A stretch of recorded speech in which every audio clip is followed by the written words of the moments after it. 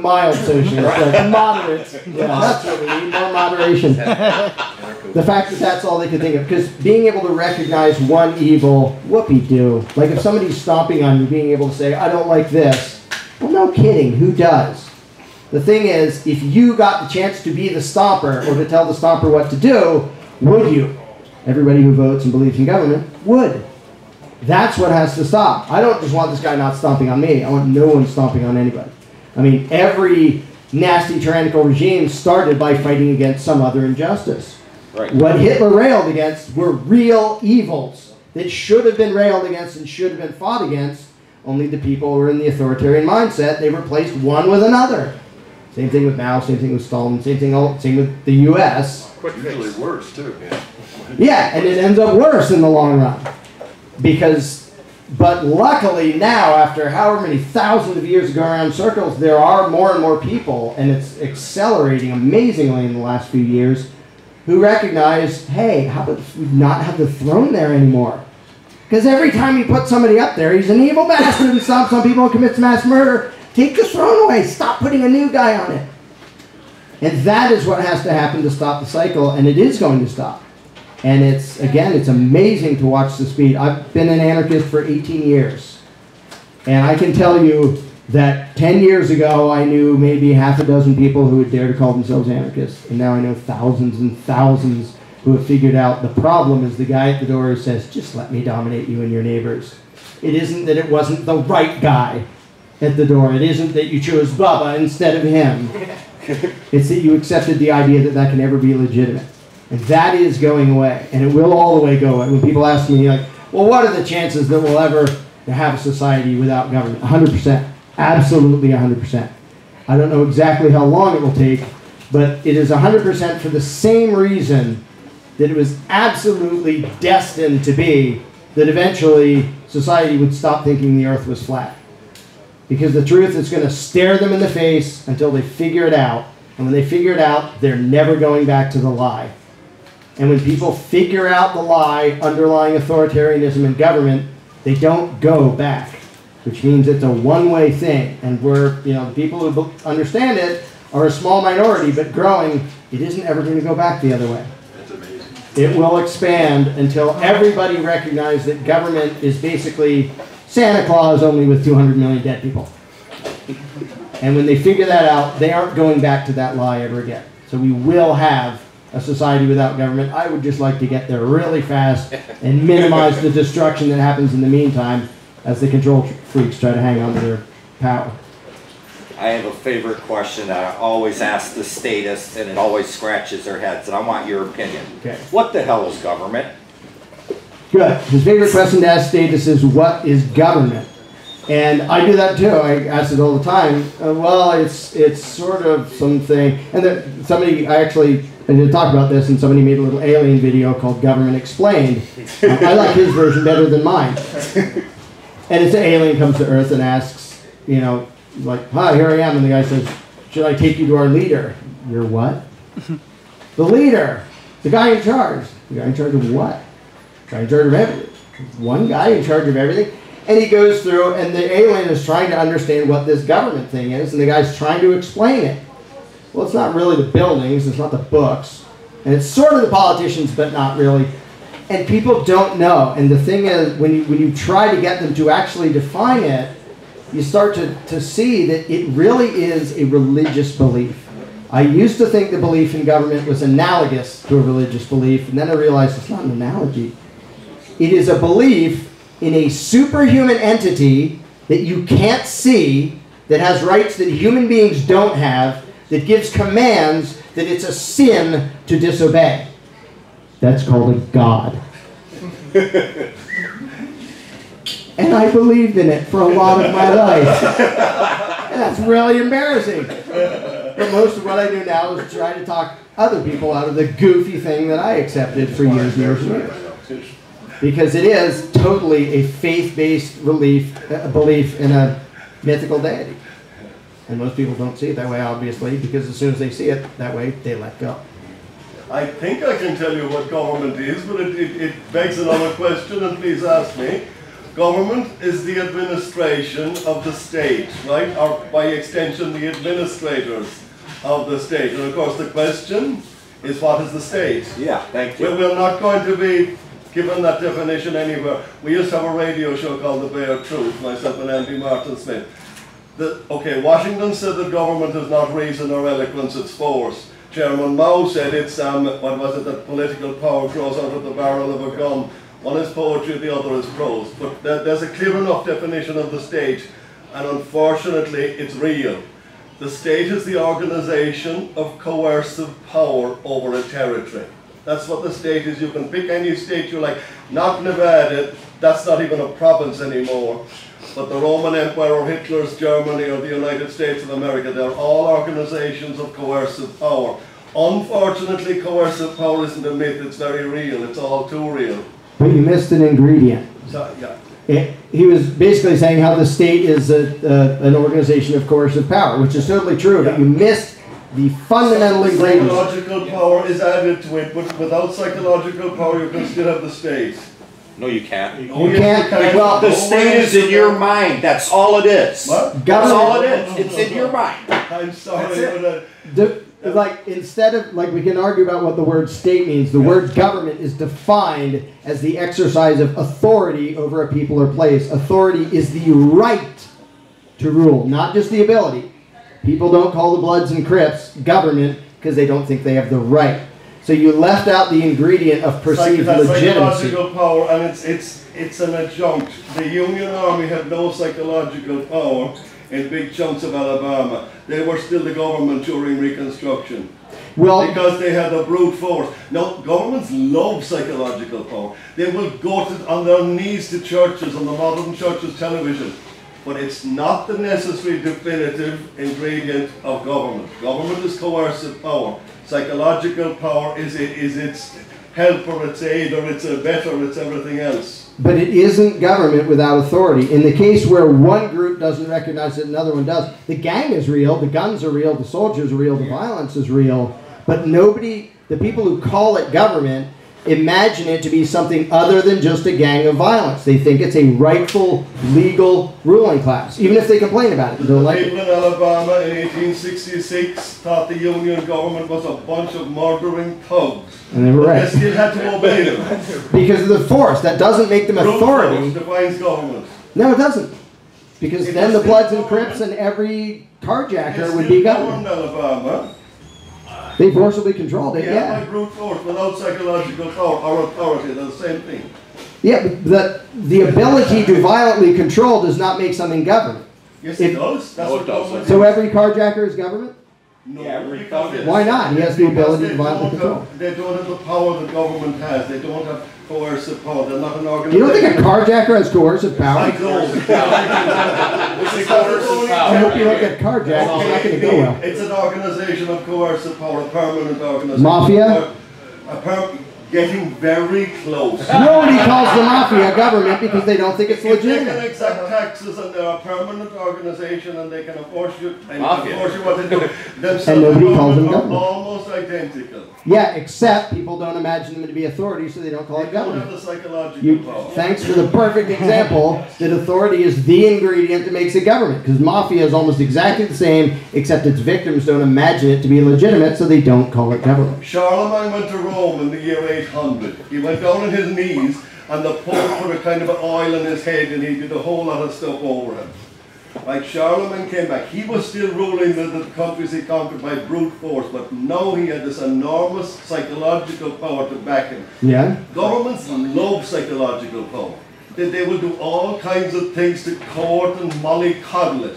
Yeah. But it's not the essential ingredient. Government is force. George Washington said it, government is not reason, it's not eloquence. Reason and eloquence is psychological power. And he left out an ingredient, which I don't blame him for, because he wanted to be it. And 2 seconds later, he was violently attacking people who didn't want to pay homage to him as government, as authority. We are agreeing the words. Anyway, it's not a big deal. We both agree it's bad. So I admire the optimism that someday people will lose the idea of embracing the state, but just like you alluded to and even wrote, that it's pretty much a superstition, a cult. there are billions of people who believe in religions and things like that, superstitions and cults. How do you fight an idea where every day that idea is also trying to gather new followers who say it's okay? You're not really a slave, you get to play master a lot of the time too. Just like we're never going to eliminate all crime, I'm not really optimistic enough to think that we can eliminate every government entity within every district and domain. We need a limited religion. He's talking about how do you fight against a superstition that's constantly, there are people pushing it because they get power for it, and there are lots of other superstitions that people believe in and they follow. It's very appealing. And it's appealing. It's a way for people to get out of personal responsibility. It's a great emotional and mental crutch for a lot of people. A couple distinctions I would give. First of all, again, I can prove to any individual, I'm actually working on interactive things so I don't have to do this one at a time, to prove to every individual that the belief in government goes against his own values. Like, it's not just, I don't like the outcome, it's that every single person who believes in government has a contradiction inside his own head. He's betraying himself by believing it. And there's a lot of superstitions that's not true. I mean, if someone wants to worship a giant pink armadillo, I don't really care. Be my guest. I'm not even going to bother to try to talk you out of it, unless you tell me that your giant pink armadillo told you to come kill me. Then we kind of have a problem. People make a lot of compromises and become hypocrites in their beliefs, though, like their religion, their superstition. They'll even act contrary to it, despite the fact that their intellect should tell them not to. Right. And there can definitely be, cognitive dissonance that makes people behave a stupid way because of a belief they were taught to believe. One nice thing is it's a lot harder to disprove any god than it is government. The disproofs of government are pretty darn simple. My book, The Most Dangerous Superstition, gives 3 in the span of like 10 pages. Complete logical disproofs of the possibility of government being legitimate. It's not that sometimes it's bad, sometimes it gets corrupt. It's that it literally can't exist. It's like saying I believe in being a militant pacifist. Well, look at the words until you figure out that conceptually cannot be. Authority cannot be. And so, luckily, it's easier to disprove than a deity on some other plane of existence. Like, I don't care if you believe in whatever you believe in, unless it's telling you to attack me, which government always is. But I think that, people do cling to a lot of superstitions, and people have done that for thousands of years. This particular one is less sane than most of the other ones and easier to disprove and makes more blatant contradictions in people's heads. And the thing is, a superstition is only tempting if there are lots of other people. If you're the only one believing some weird superstition that other people don't accept, people let go. A popular superstition is what people want so they can be part of the club that all worships that thing or believes in this thing. Authoritarianism is going to get less and less popular until the people who still believe in, oh, you old-fashioned weirdo that think these pieces of paper give someone the right to rule, divine right of politicians. It's going to take a long time to get to the whole earth. I'm not saying, next week people are going to figure this out. The beauty, and I think most people will never intellectually figure it out. They will be dragged forward by the smart people. It sounds really rude, but that's human history. Most of humanity didn't figure out that slavery is bad. It took a bunch of rebels to say, this is bad, let's not do this. And the rest of people, I guess it's kind of bad, let's not do that. So the world doesn't change because the majority understands something. It's because they get dragged along by a few troublemakers who do understand it. The good news is, even dragging along an unthinking majority still can get to a really good result. We don't accept open slavery. Well, not if it's called slavery anymore. Basically, you're not allowed to call it that anymore. You can still do it, call it taxation. Well, it's called being a citizen. Yeah, now you're a law-abiding, tax-paying citizen. But I think I do think it's destined to fall apart because it's a lie that doesn't even rely on some supernatural being. It's a lie just concocted around pieces of paper and human beings, which is the most bogus, weird lie ever. And makes less sense than any other superstition I can think of. It's going to take a long time to get to the whole world, but learning by example is how most people will see it. Oh yeah, we can either have this really stupid perpetual war and enslavement, or we can do what those people over there are doing and interact voluntarily. Let's do that. So we don't need the whole world to understand it intellectually to sort of be dragged along in the direction of humanity, which is, you know, what humanity's been doing for thousands of years in a lot of other ways. Do you think the sorry. You go ahead, man. Go ahead.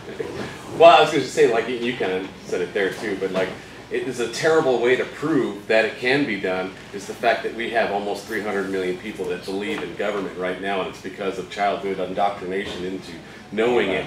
But our goal is just to break the indoctrination and actually be smart about things, you know, and so it's possible. That's why I would say to people when they're telling me, well, it can't work because, you know, it's never been tried or whatever, you know, well, that's why we're in the education phase right now. We need to make sure that other people can know about it, know the truth, and can say, well, you know, like for me, I might be a really good example of this. I was a youth pastor at one time. I was in special operations in the military for 10 years. You know, I was a part of the state and the parasite, but because I found this, you know, found out that there's a way to, oh my God, you know, there's a hole there. Let me make it bigger, and I saw that I'm, you know, I don't have to be such a jerk anymore, and believe in statism. You know, it's freeing, and it will be to everybody. You know, figure it out. And one really good sign is that the fact that it takes this much effort and indoctrination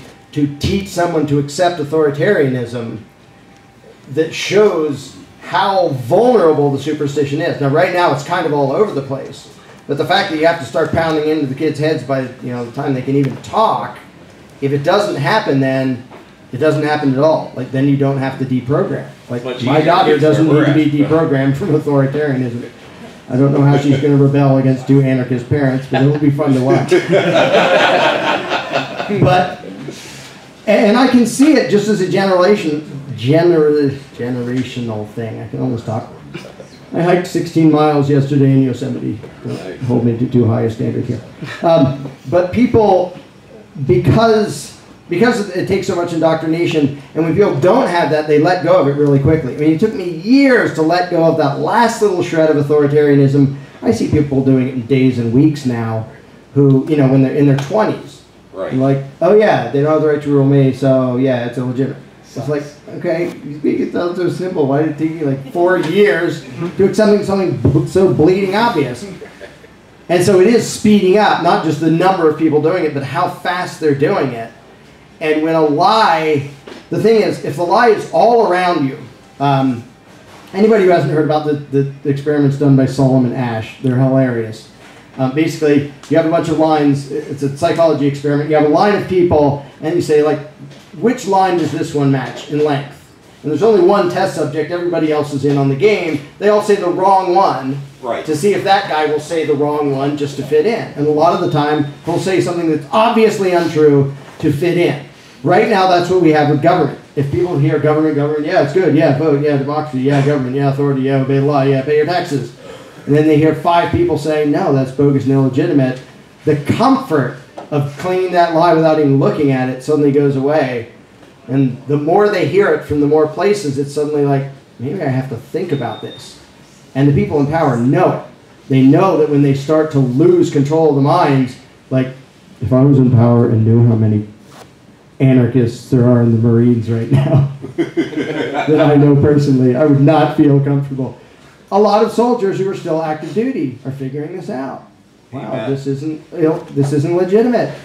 And they talk to other ones. And suddenly, when you hear an opposing opinion, then you're able to think about it. If all you ever hear is authoritarian garbage, you're not even going to know there is another thing to think. But it's spreading everywhere, and it's, you know, there's that 10% tipping point. When 10% of people understand this, it's going to be everybody. And we're not at 10%, but we're roaring in that direction. And just to get the idea in front of people who've never thought about it before, and that was true of me for most of my life.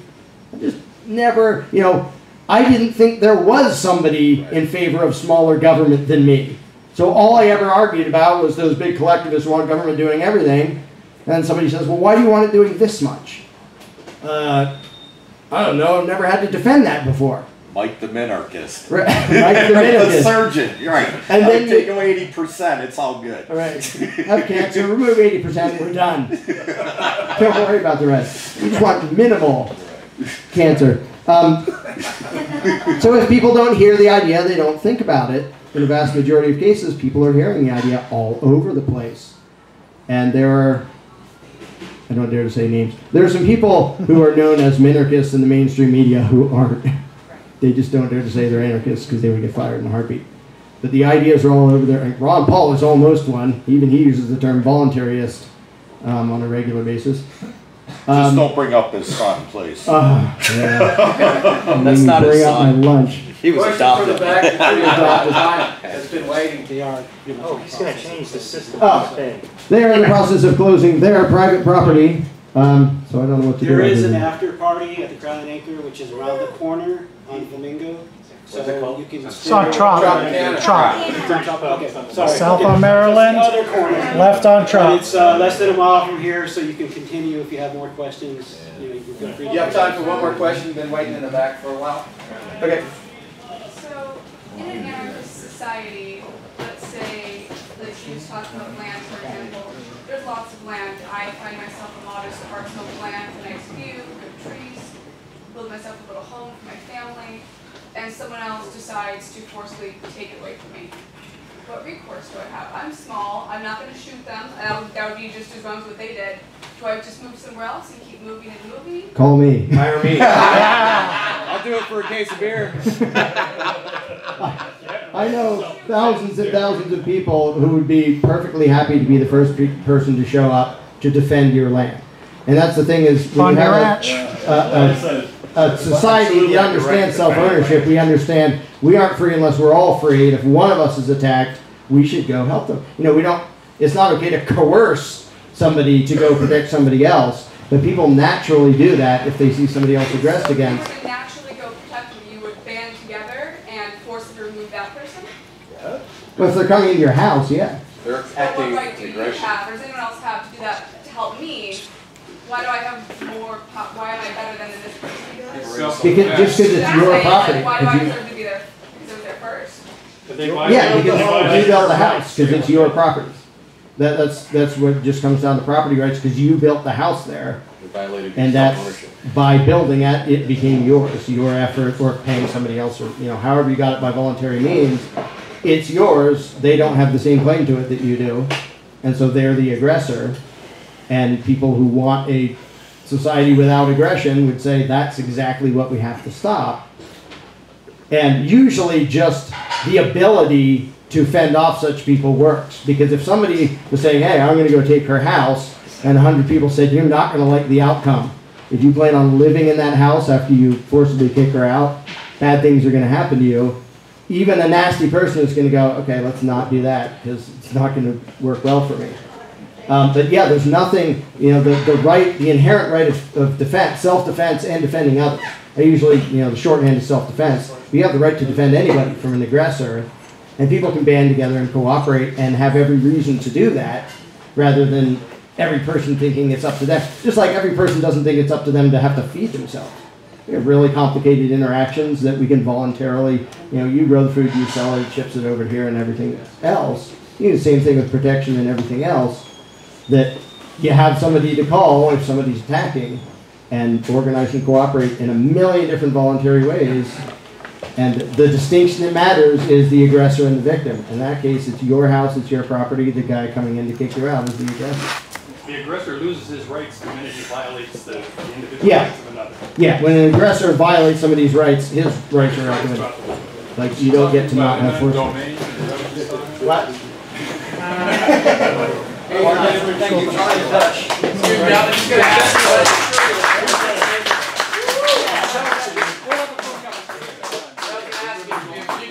Help and kind of clean up and pick up some chairs and stuff like that. It'd be really cool to the people who are working here. The little wicker things like this actually go outside, or inside, I guess. I don't know. Those, not on the patio. Yeah, they're on the patio. But I think we don't need to record this. Temple over here. I'm just leaving. Yeah, I think the other ones will be left in here.